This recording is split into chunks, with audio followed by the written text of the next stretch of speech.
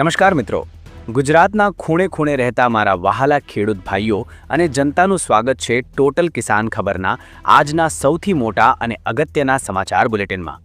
મિત્રો, આજે આપણે એક બે નહીં પણ આખા 10 એવા મોટા સમાચારની વાત કરવાના છીએ જે જાણીને તમારા હોશ ઉડી જશે।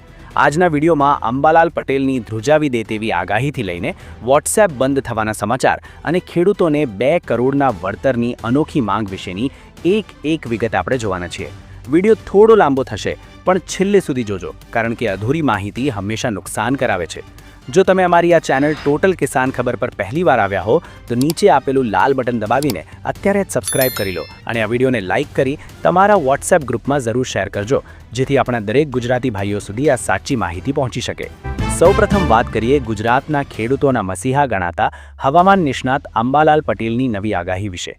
ખેડૂત મિત્રો, જે વાતનો ડર હતો એ જ થવા જઈ રહ્યું છે। અંબાલાલ પટેલે મોટી ચેતવણી આપતા જણાવ્યું છે કે ગુજરાતમાં વેસ્ટર્ન ડિસ્ટર્બન્સના કારણે વાતાવરણમાં મોટો પલટો આવશે। ખાસ કરીને 7, 8 અને 9 જાન્યુઆરી દરમિયાન આખું ગુજરાત વાદળછાયું થઈ જશે। અમદાવાદ હોય, ગાંધીનગર હોય કે આપણું ઉત્તર ગુજરાત, બધે જ વાદળા છવાઈ જશે। હવે તમે કહેશો કે અરે ભાઈ, વાદળા આવશે તો ઠંડી જશે?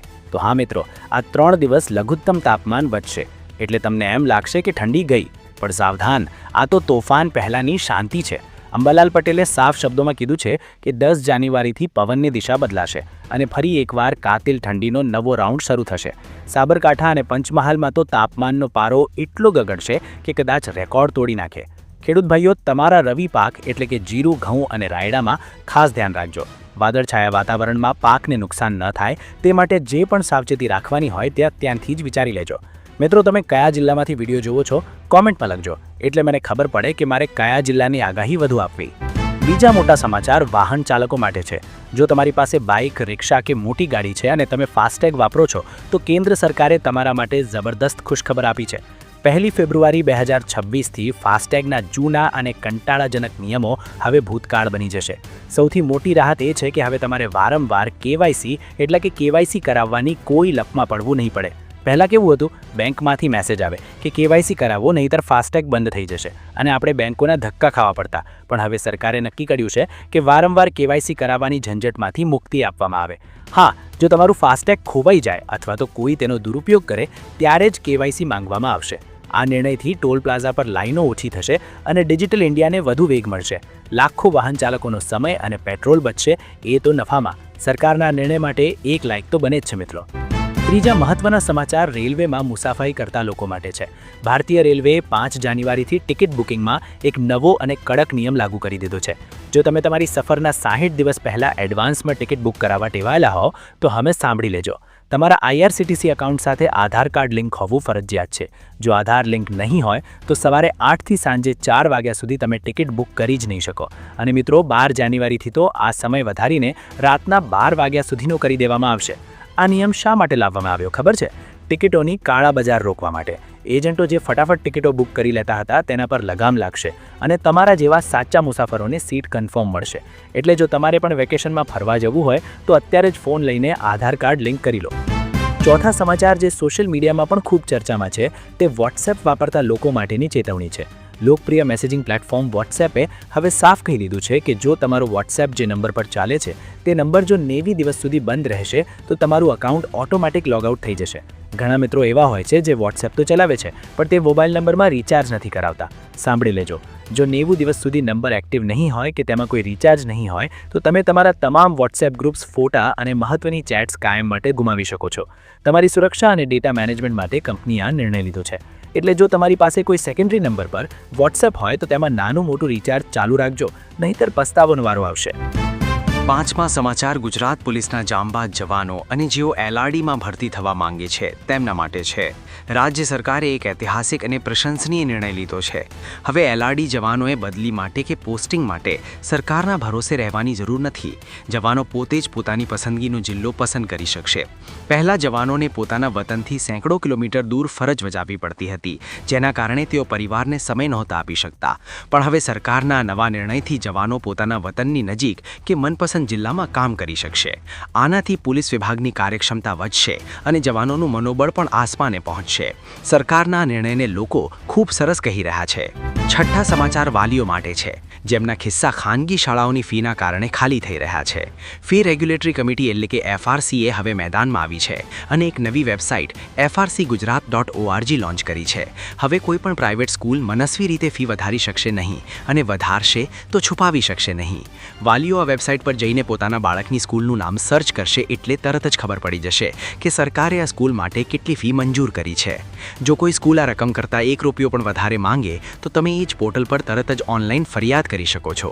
આ પારદર્શિતા આવવાથી હવે વાલીઓને કોઈ પણ સ્કૂલ લૂંટી શકશે નહીં. તો દરેક વાલીઓ આ વેબસાઇટ નોંધી લેજો.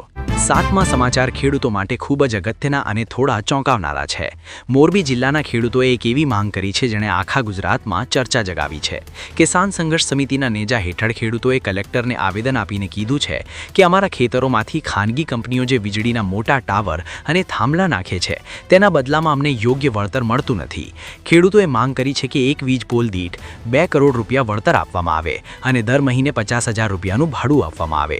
ખેડૂતોનું કહેવું વ્યાજબી પણ છે મિત્રો, કારણ કે ખેતરની વચમાં એકવાર ટાવર આવી જાય પછી ત્યાં ખેતી કરવી મુશ્કેલ બની જાય છે અને જમીનનો ભાવ પણ માટી જેવો થઈ જાય છે. તમે શું માનો છો? શું ખેડૂતોની આ માંગ યોગ્ય છે? કમેન્ટમાં હા કે ના લખીને જણાવજો. 8મા સમાચાર તેજસ્વી દીકરીઓ અને તેમના વાલીઓ માટે છે. મુખ્યમંત્રી યુવા સ્વાવલંબન યોજના એટલે કે MYSY હેઠળ મેડિકલ અભ્યાસ કરતી દીકરીઓ માટે સહાયમાં મોટો વધારો કરવામાં આવ્યો છે. જો તમારી દીકરીએ ધોરણ 12 વિજ્ઞાન પ્રવાહમાં 80%થી વધુ માર્ક મેળવ્યા હોય અને તમારી વાર્ષિક આવક 6 લાખથી ઓછી હોય તો સરકાર કુલ ₹6 લાખ સુધીની સહાય કરશે. આમાં ટ્યુશન ફીના ₹2 લાખ અને કન્યા કેળવણી નિધિના ₹4 લાખનો સમાવેશ થાય છે. ડોક્ટર બનવાનું સપનું જોતી ગરીબ અને મધ્યમ વર્ગની દીકરીઓ માટે આ સરકારનો મોટો આશીર્વાદ છે. આ માહિતી દરેક ગ્રુપમાં મોકલજો જેથી કોઈ તેજસ્વી દીકરી પૈસાના અભાવે ભણવાનું ન છોડે. 9મા સમાચાર ફરી વીજ લાઇન પ્રોજેક્ટ વિશે છે. ગુજરાતના 9 જિલ્લાના આશરે 800 જેટલા ગામડાઓમાંથી નવી વીજ લાઇનો પસાર થવાની છે. કચ્છથી શરૂ કરીને મોરબી, સુરેન્દ્રનગર, અહેમદાબાદ અને છેક દાહોદ સુધીના ગામડાઓ આમાં સામેલ છે. ભુજ, માળિયા, સાવલી અને નડિયાદ જેવા તાલુકાઓના ખેતરોમાંથી આ હાઈ ટેન્શન લાઇનો નીકળશે. ખેડૂતોમાં ચિંતા છે કે ટાવર આવશે તો ખેતી કેવી રીતે કરવી. કિસાન નેતાઓએ સરકારને રજૂઆત કરી છે કે રાજસ્થાનની જેમ જ જમીનની બજાર કિંમત કરતાં 4 ગણું વળતર મળવું જોઈએ અને જે પાકને નુકસાન થાય તેનું રોકડામાં વળતર મળવું જોઈએ. ખેડૂતો હવે પોતાના હક માટે લડત આપવા તૈયાર થઈ રહ્યા છે. અને છેલ્લે આજના સૌથી વધુ વાયરલ સમાચાર જે સુપ્રીમ કોર્ટ દ્વારા આપવામાં આવ્યા છે. સુપ્રીમ કોર્ટે અનામત એટલે કે રિઝર્વેશનને લઈને એક મોટો અને ઐતિહાસિક નિર્ણય સંભળાવ્યો છે. કોર્ટે સાફ કીધું છે કે જો SC, ST કે OBC વર્ગનો કોઈ તેજસ્વી ઉમેદવાર પોતાની મહેનતથી જનરલ કેટેગરીના કટ ઓફ જેટલા માર્ક મેળવે છે તો તેને ઓપન કેટેગરી એટલે કે સામાન્ય બેઠક પર જ નોકરી મળવી જોઈએ. આનો મોટો ફાયદો એ થશે કે તે ઉમેદવાર અનામતની સીટ નહીં રોકે અને તેના કારણે અનામત વર્ગના બીજા કોઈ જરૂરિયાતમંદ વિદ્યાર્થીને નોકરીની તક મળશે. આ નિર્ણયથી લાખો ખેડૂત પુત્રો અને મહેનતુ યુવાનોને ન્યાય મળશે. તો મિત્રો, આ હતા આજના દિવસના ટોપ 10 સમાચાર. માહિતી ગમી હોય તો વિડીયોને લાઇક કરવાનું ભૂલતા નહીં અને હા, ચેનલને હજી પણ સબસ્ક્રાઇબ ન કરી હોય તો અત્યારે જ કરી લેજો. આ માહિતીને WhatsApp પર તમારા તમામ મિત્રો અને સંબંધીઓ સુધી પહોંચાડો જેથી દરેક ગુજરાતી જાગૃત બને. ફરી મળીશું નવી અપડેટ સાથે ટોટલ કિસાન ખબરમાં. ત્યાં સુધી રજા આપશો. જય જવાન, જય કિસાન.